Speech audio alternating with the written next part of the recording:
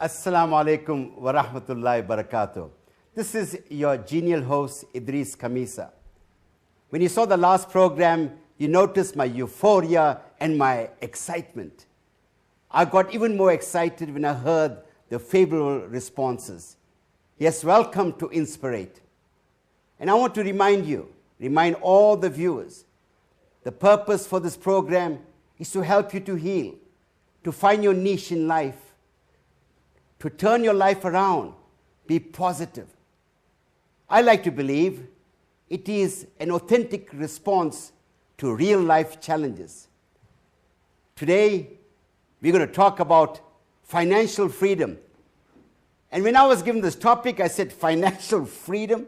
It almost sounds like a paradox, like a contradiction. But I'm so glad in the studio, we have three dynamic guests. They're going to inspire us. They're going to simplify the notion of finance.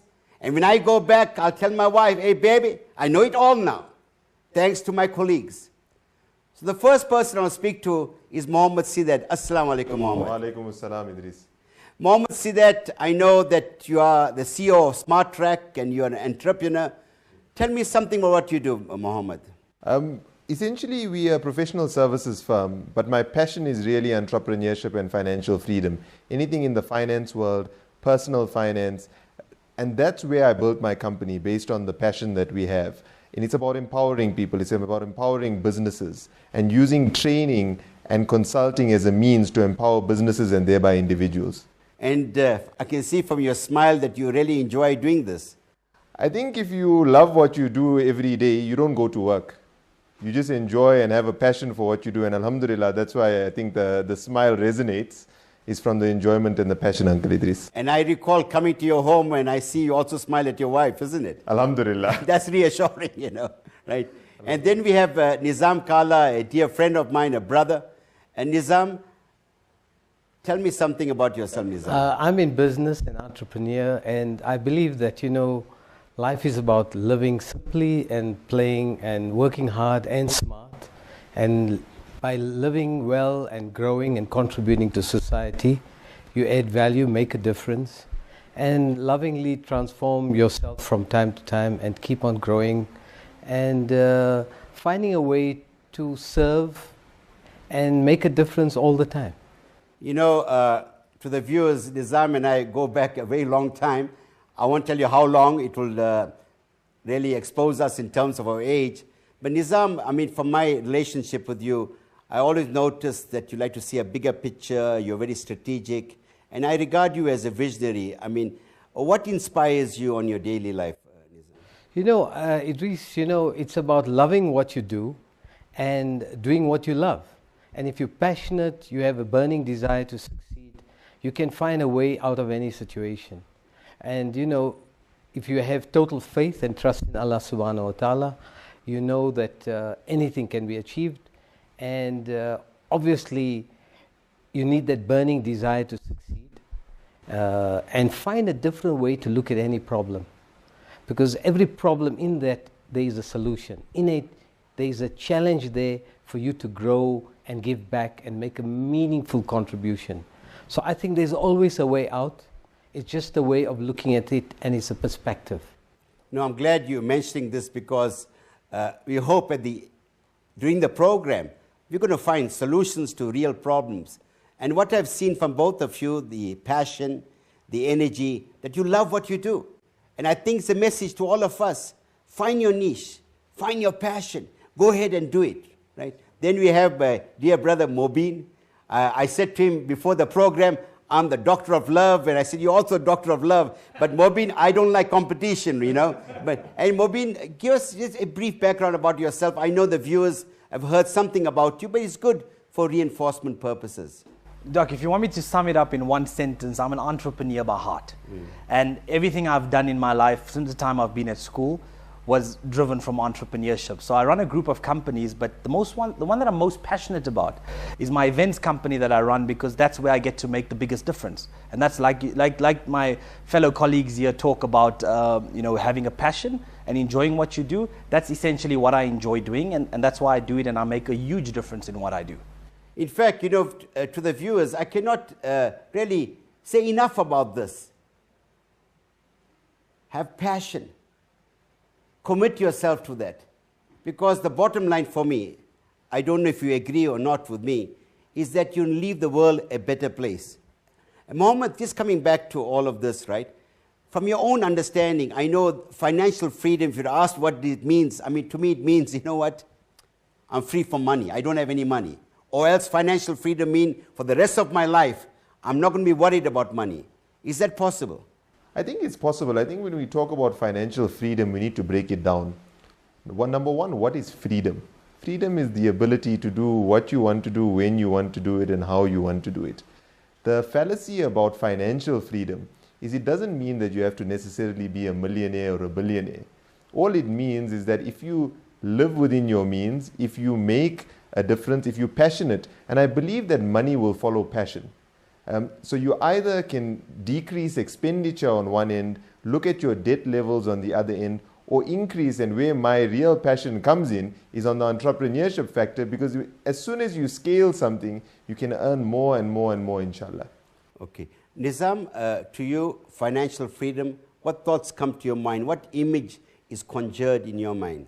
To me, there's a simple financial freedom formula. It's your income. You have your income, and then you take off how much you consume. Then you must have something you give back to society, whatever small contribution, and then you must be left over with some form of saving.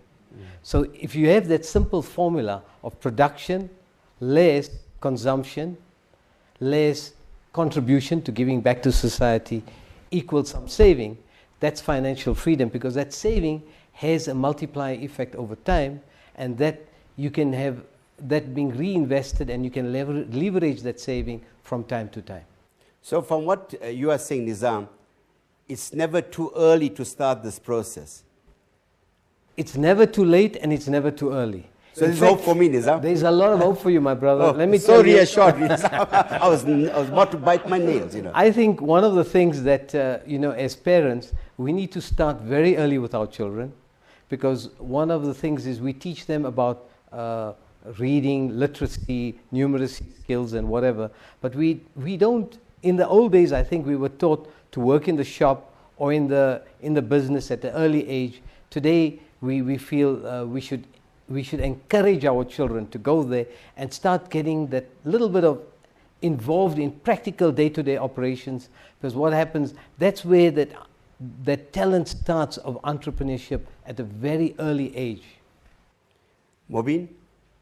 Well, financial freedom for me, I think for most people, including myself, is the wealthiest people in the world are those who owe nothing to nobody. And I think if you can find yourself in that position where you're not a slave to money, where you're caught up in the system of debt, or you're caught up in the financial system which holds you very accountable when you take a loan or that kind of a thing. If you don't owe anything to anybody, I think you've achieved that financial freedom. I do concur with Mohammed as well as with Nizam, but for me it's owing nothing to nobody. These different variations, I think, shows that it's fairly complex in one sense. On the other hand, if you are a person that is cynical, would say yes, it's very well for people who are financially well endowed to speak about that freedom. What about a person that is trying to eke out an existence? He's really trying to survive in this world. How can this resonate with him? I think the wealthiest people in the world, and I love just studying people and what makes success and what gives success, is the wealthiest people in the world were actually the poorest at some point in time. So there's never an excuse, and we have an excuse mentality generally, is we always have an excuse about why we can't do things.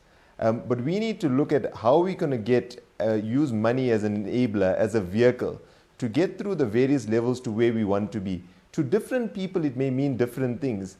To one person, financially free may be having R1 million in the bank. To another person, it may be not to have anything in the bank, but not to owe anyone anything. So to each person, being financially free may be different. I don't want you to continue that discussion, but a thought struck me when you spoke earlier on. I came across this study. I don't remember the exact details, but for me it was quite profound. It was quite didactic. It says there that 1,000 people were interviewed as to what they would like to do. This group said, we would like to be multimillionaires. Then there was a smaller group of 115 people. They asked them, what would you like to do? He said, we want to follow our passion. Some years later, they met the group. Ironically, and I like that word ironically, that group, the small group who said, I want to follow my passion, 85% of them became multimillionaires.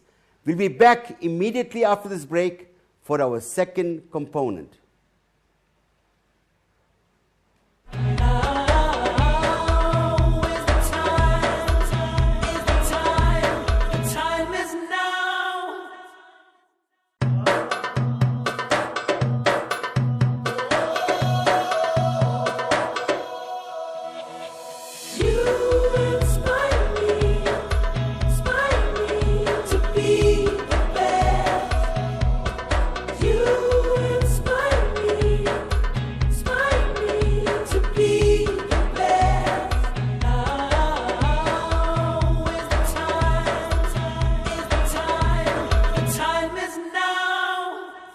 Assalamu alaikum.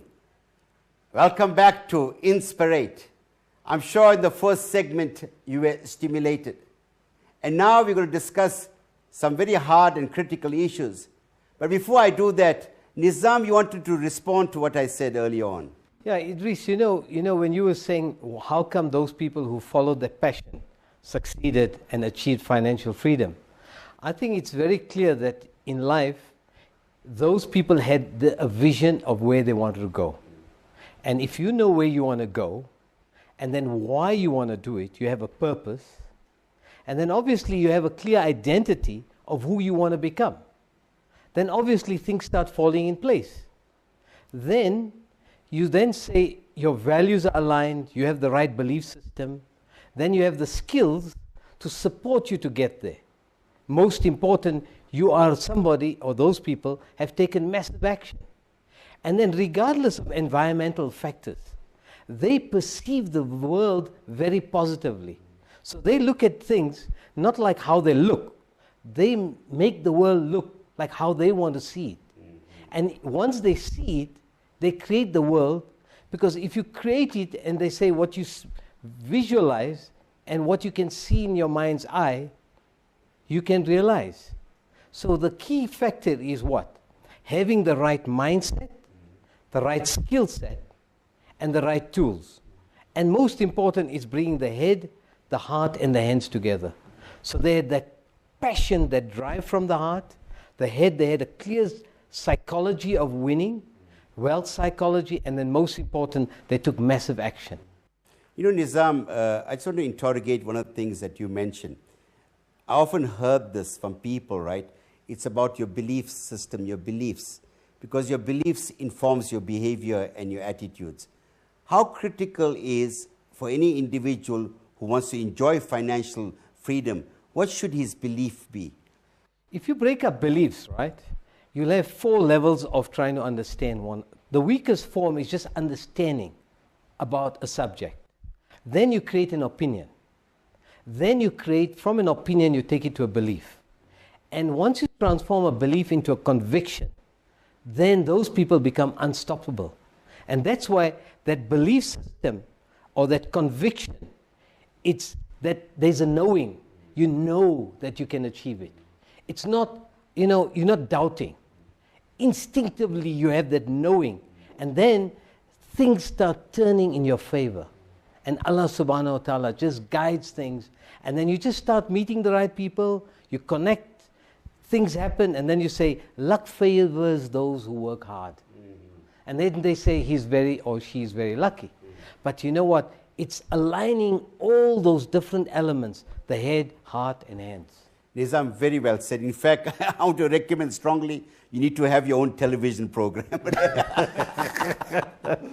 Mohammed, you want to come in here, Mohammed? Yeah, I think after what Nizam said, I don't think I can add much to that.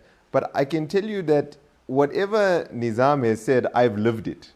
Is you have conviction and belief in yourself, And there's a famous saying that luck is where hard work meets opportunity.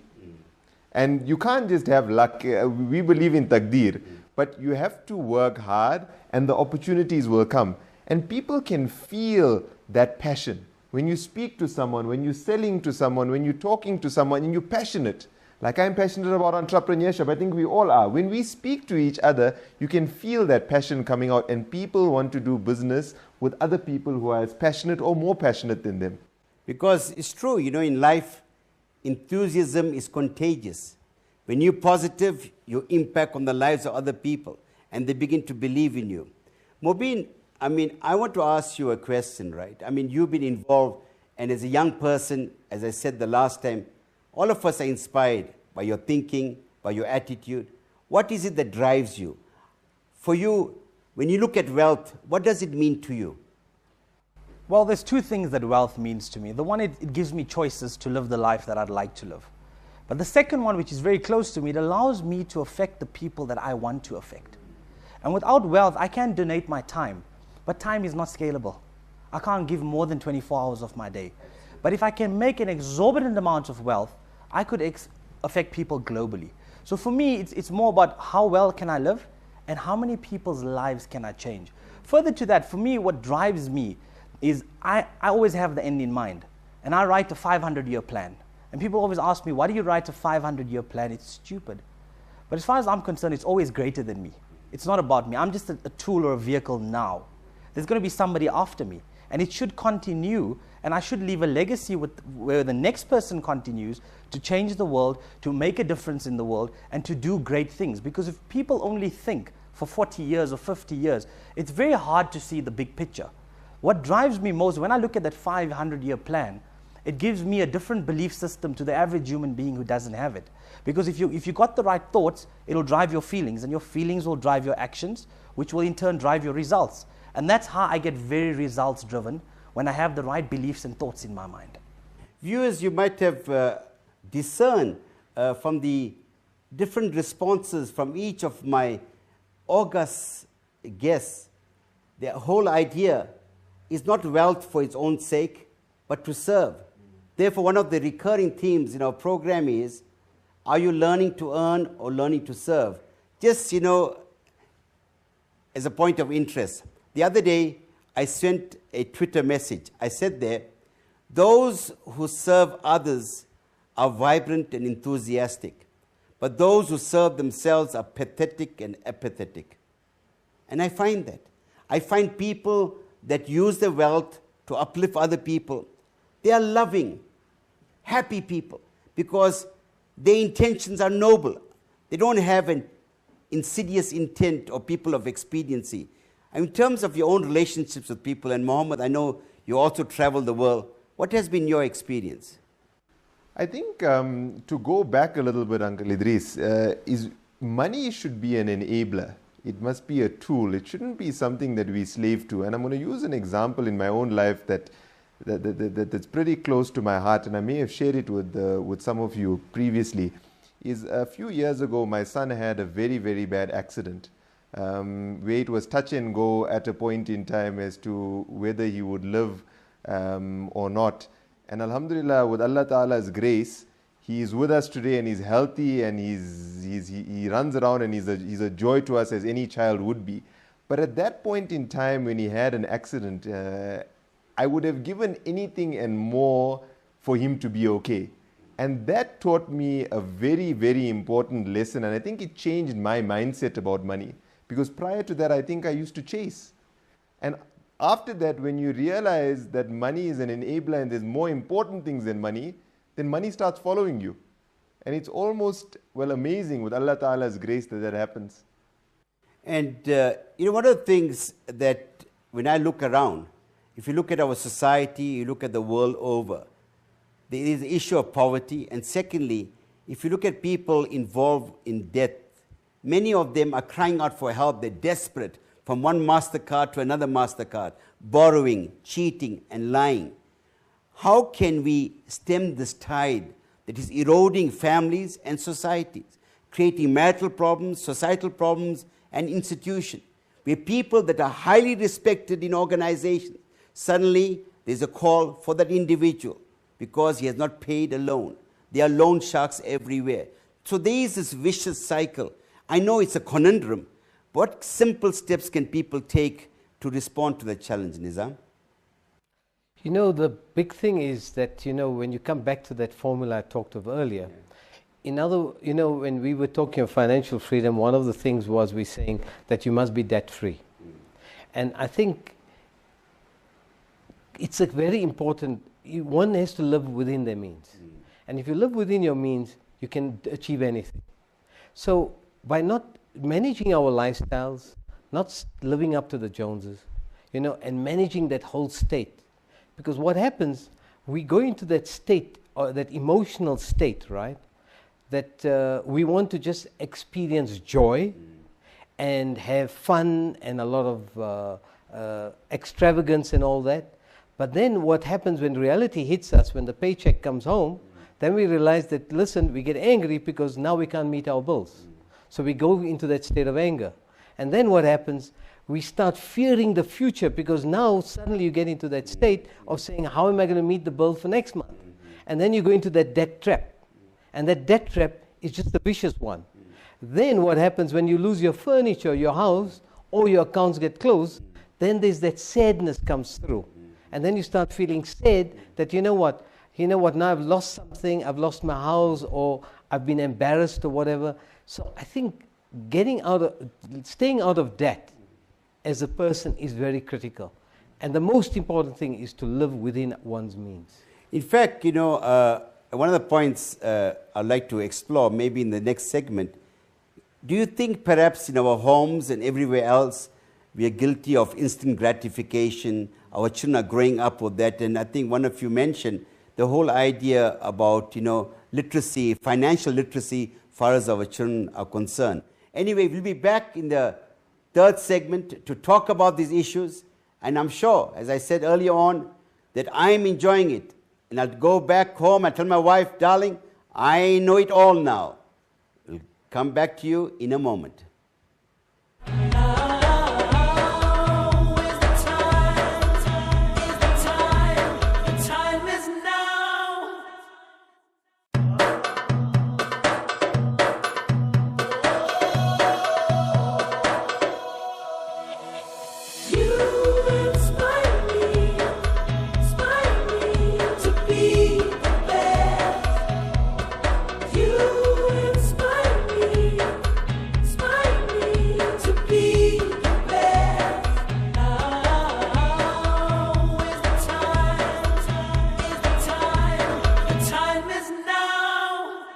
Assalamu alaikum wa rahmatullahi wa barakatuh. Yes, you have tuned in to INSPIRATE, and we are talking about financial freedom with three of my guests, Muhammad Sidat, Nizam Kala, and Mobeen Khan. And I want to ask you, and perhaps I'll go to you, Mobeen, right?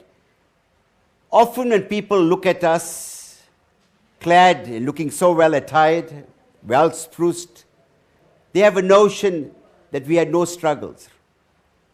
And we all have a story to tell. Do you have a story to tell, Mobeen? If you're talking about the struggle, most definitely, I think my life has been a struggle. And as an entrepreneur, I've fallen into the trap of getting addicted to the struggle, which I need to guard myself from all the time. Because many entrepreneurs get addicted to the struggle where when they make money, they lose the money purely because they want to go back to where they started. So for me, if I take my life and the struggles that I've had, really starting out at school, as an entrepreneur, selling CDs, because my family was one of those families, like many people, who've gone through that cycle of wealth, where you have it at some point and you don't have it at another point. And me trying to upkeep my life, I decided that, look, I'm not just going to be a victim about it. And I'm not going to be upset that my family now is no more wealthy. So I was at school at the time, and I continued looking for business opportunities. And I started selling CDs to cell phones to biscuits as well. And I did many, many businesses right up until I finished school and never went to university because times were a bit tough for us at the time. And I said, if I don't go to university, I'm going to really make it worthwhile for myself. And I finished school, going out into the trade, doing exactly what I did at school, but just on a larger scale. And all I did was compounded profits. So if I sold a CD for 30 Rand that cost me 10 Rand, I had created 20 Rand. And I looked at it as wealth creation. I made 20 Rand. And I didn't need a lot of money to do that because I started out with very minimal capital. So I would buy a CD or a pack of CDs for 50 Rand, and that same pack would bring me 300 Rand. I would buy a cell phone for 300 Rand, and that would bring me 500 Rand. And I would trade in just about anything I could trade in just to build up wealth, because that's what business I was in. I was in the business of creating wealth. And once I did that, I then had, well, obviously through all the struggles that I went through, it grew me to the next level and the next one. And I believe that until you can show that you can handle a particular level, you will not get more. So every time I got to a certain level that challenged me, I would fight it and fix it, and I wouldn't be cared of the problem. I wouldn't be cared of the stress it was creating. Because I believe that if I stopped here, then that's where I stop. I'm not going to go any further. So I would fight it to take it to the next level, purely because I believe that the more we can handle is the more we will get. And that's essentially what I did, was in creating wealth from nothing. I really created it out of thin air, from really minimal capital. And I do believe that people can continuously create wealth out of no money. I think it's a picture that we've been shown that you have to have money to make money. I don't believe it. I do it all the time till now. So yes, viewers, to make money, because you got money, or to make money, then you can make money, is a fallacy. Thanks for clearing that. Just to add to that, is many people have this perception that, yes, it takes money to make money, but the greatest entrepreneurs, as Mohammed said, are the guys who have made money with no money. Purely because if you take a lotto winner, if you don't understand what it takes to get there, how do you develop from that level? It's like getting to the top of any industry with no qualification, but it's thinking that you're a chartered accountant now, or you're an engineer or a doctor. You've got to put in the 5 years or the 6 years or whatever it takes. So I do believe that a guy who goes through the struggle has a better chance of making it than a guy who gets it at the top. So, Nizam, Mohammed, what lessons can the viewers and ourselves glean from what he has said?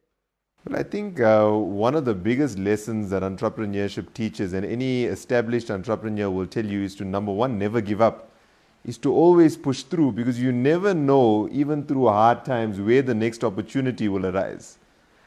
It just may be around the corner and you give up at that point in time. So my advice is to never ever give up. Maybe change the way you're doing things, but never give up. Another fallacy that I like to add to, and Mubin and I, we've debated this in other forums numerous times, is the fact that people say, no, I need money to make money. But you need skill to make money. You don't need money to make money. Because if you had R1 million or R1 billion, and you never had the skill to manage that money or take that money and use it to take it higher to the next level, you'd lose that money overnight. So skill is a very important thing, and it doesn't have to be university skill. It can be practical skill. I mean, we haven't gone back to basics, and Mubin's story is an extremely, extremely interesting story to learn from, because we need to go back to basics, which is 1 + 1 = 2. If I buy something for 10 Rand and I sell it for 20 Rand, I've made 10 Rand. And if I make 10 of those sales, I've made 100 Rand. You don't need university degrees necessarily to be able to do that kind of mathematics. How do you respond to the story, and perhaps there's some things that Mohammed said that you want to also reinforce? Yeah, I was very inspired by Mubin's story, because when I think what Mohammed was saying, that it's all about skills. If you learn more, you'll earn more. Mm-hmm. So that's a simple formula. The more you learn, the more you can earn. Now, if you don't increase your skills and your capacity, you're not going to be able to earn more. So it's always and the more you give into the system, in time it will come back to you. So I think what Mubin did was, he was just working at it all the time. He went the extra mile, put in the extra hours, he worked hard and smart.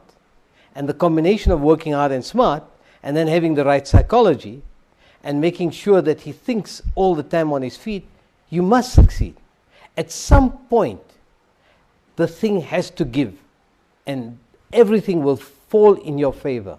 And that's what happened to Mubin. So if you ask some people that, there's one famous person, a very rich group, one guy was saying, this millionaire was saying that, you can take all my money away, take everything away, but just leave me with my management team, and I can recreate it all and what Muhammad was saying, it's all about skills and that capacity. So what is the capacity to contribute? What is the capacity to make a difference? So you can take levels of mastery. You talked of Malcolm Gladwell, and he talks of the 10,000 hours. Now, what is that? To achieve mastery in any subject, you need to put 10,000 hours. Now, similarly, with financial freedom, you need financial intelligence.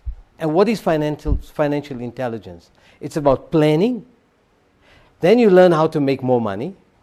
Then you know how to protect your money. Then you learn how to budget with your money. And then most important, how to leverage your money. And that's all skills related. And that to me sums up that whole skills capacity one needs to build. But Nizam, I hear what you say. I've heard also what Mohammed said.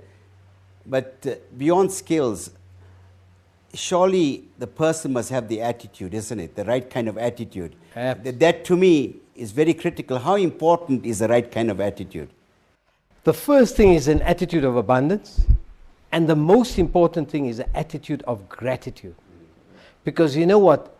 Allah, if we just grateful for whatever we've been blessed by Allah subhanahu wa ta'ala, Allah is pleased with us, and then He provides more, and He says, if you thank me, praise me, and glorify me. And if we thank Allah for, doesn't matter what our circumstances are, we must just thank, praise, and glorify Him. That's from an attitude perspective. Then obviously skills we talked of. Then we must be in the right state of mind. We need to manage our emotions. We need to know what is the story we keep on repeatedly telling ourselves. We have to learn to coach ourselves. Take that critic from within and let that critic become the coach. So let that critic within us become the coach within us. And then we coach ourselves to success. So it's a self-fulfilling prophecy. If you say, I can do it, then you will do it. But if you keep on saying it can't be done, then you will prove yourself right. Henry Ford said it very clearly. If you say you can, you are right. And if you say you can't, you're also right. You know, Nizam, it's very well said. And just to summarize a point that you made, and inshallah we'll continue with it in the next segment. So many of us tend to rehearse our situations instead of reversing it. So sometimes it are those experiences in our life that informs our attitude towards wealth, our experiences at home. And I'd like to discuss this whole issue about what the home can do to create the right kind of attitude and the psychology of wealth. Inshallah, we'll be back in the fourth segment. And my gosh, am I enjoying it or what? Hee-haw!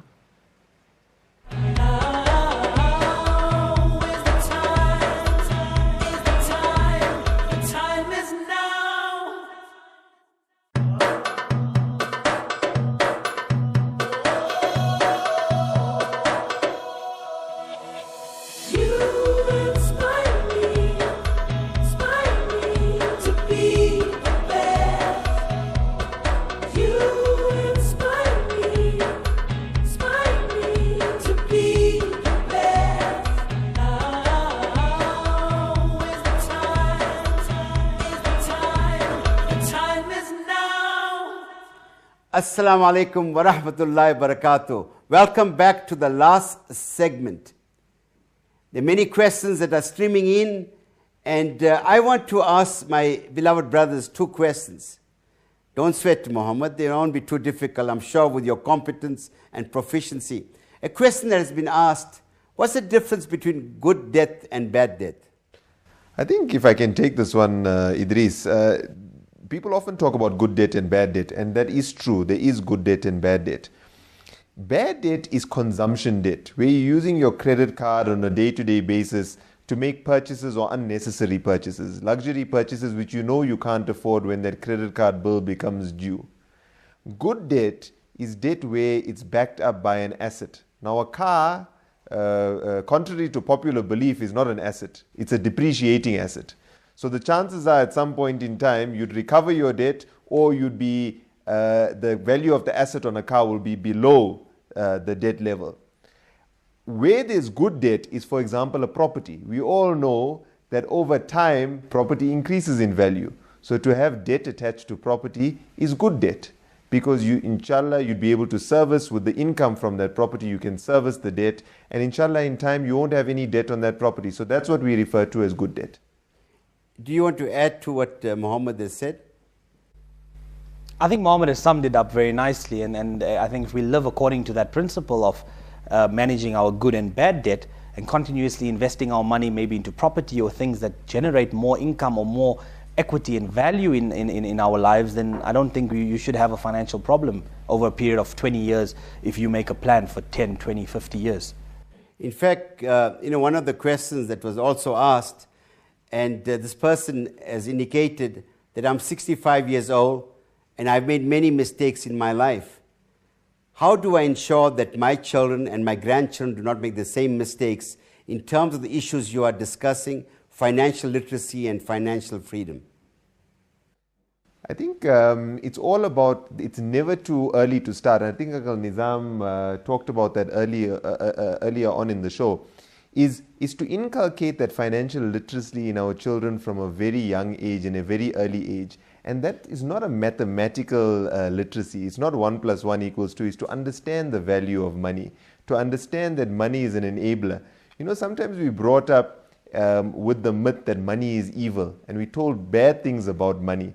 But it's to inculcate and give our children empowerment over money so that they can use money, as we talked about earlier on in the show, as an enabler.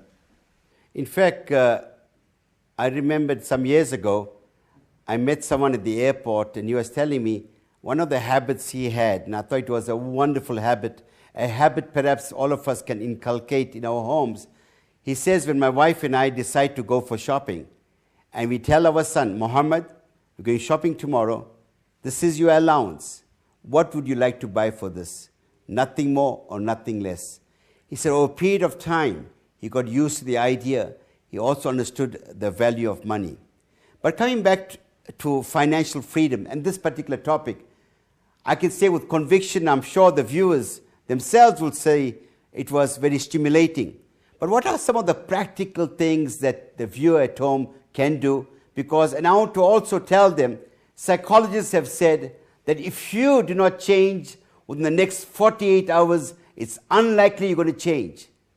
For our legacy, and I like to believe your legacy as my guest, when someone tells you someday, Mobeen, I listened to that program with my family, something you said changed my life.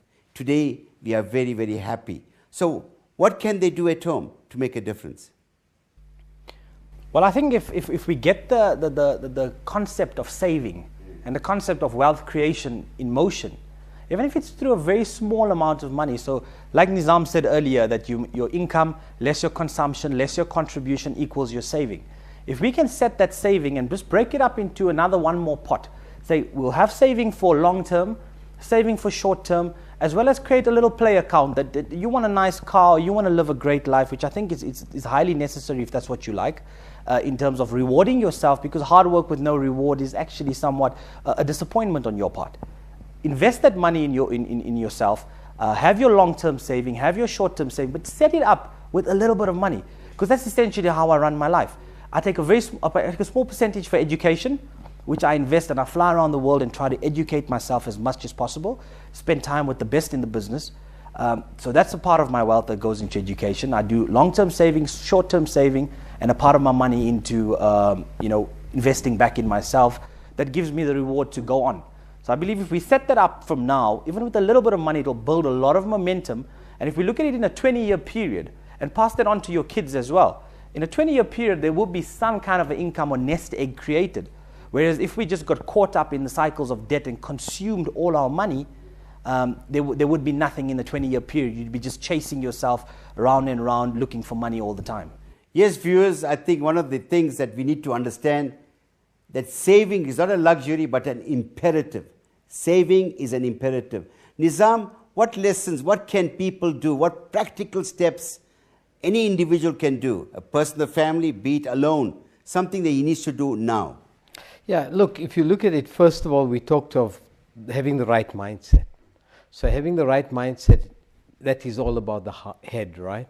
And if you look at it, you say to yourself, right, having an abundance mindset, have positive stories, use good language, have the law of attraction, that pray to Allah subhanahu wa ta'ala that whatever you pray will be received and Allah will bless you with that. It's just a question of time.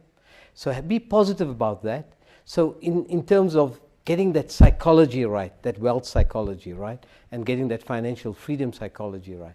Then the second thing is having the right spirit, the heart, being enthusiastic, making sure that you have that spirit of abundance. Don't fear, don't get into that sad state, be in that joyful state, don't get angry, just relax with money and develop a very good relationship with money. And that is from the heart perspective. And then from the hand, you go and do things practically. Develop good skills, the right tool sets, get the right skill sets, make sure that you have the right habits. And then most important, how hungry are you? Are you hungry to go and achieve what you want? Because if you're hungry, you will find a way. Where there's a will, there's a way. So to me, it is alignment of the head, that's the psychology, alignment of the heart, which is that spirit, that passion, that drive, that commitment. Then finally, that hand, applying what you're saying, practically going out, is Mobeen talked of the formula there, the financial freedom formula. Increase your income, consume less, give back to society, and then save. And if you use that formula of the financial freedom formula, I think with those few things, aligning the head, heart, and hands, inshallah, I think we all will be blessed with a lot of abundance. You know what? I know you repeated this, but I think it's worth repeating. The idea of the mind, and I'm learning, I'm a good student. The mind, the psychology, the attitude, the heart, your enthusiasm, also the aspect of gratitude, and your hands, the skills. So what you are saying is quite a comprehensive response. So we need to strengthen each one of those. If you got the right head and not the right heart, you'll have a problem. The same token, if you got the skills with the wrong heart and the wrong mind, so what it requires, a lot of self-discipline, isn't it? Absolutely. A kind of mastery. It's almost controlling your nafs sometimes. Correct. Right? And the point that Muhammad made earlier on, there was the time of Nabi sallallahu alaihi wasallam, there was a Bedouin who said to Nabi sallallahu alaihi wasallam, I want to be the wealthiest man in the world. So the Prophet of Allah said to him, be contented, be contented, be contented. Muhammad, finally you got 61 seconds. Idris, Jazakallah. If I could sum it up, and it's very hard to sum up after Mubin and Nizam, because I think they've covered most of it. But there's no, if you think you are in a worst or the worst situation possible, there is no worst situation. There's always hope. And the converse will apply. So as bad as your position may be today, the converse will apply is the more successful you will be if you change your situation, if you change your current state. Because you would have been through the worst, and when you're at your best, you would have used all the skills that took you out of your worst. If you're in a bad debt position, for example, if you strive and make dua to Allah Ta'ala and use all the tools and skills that are out there, you can get to the best position possible, inshallah. Yes, viewers, there we have it. Beautiful examples, practical examples on financial freedom. And I want to thank my guest, Muhammad. Thank you so much for your time. Jazakallah. Nizam, as always, good to see you, my brother. Mobeen Khan, younger than me. He's 27, younger than me. I didn't say how much younger. Thank you so much. Yes, viewers, please contact us, engage us. We want to inspire you, and the time is now.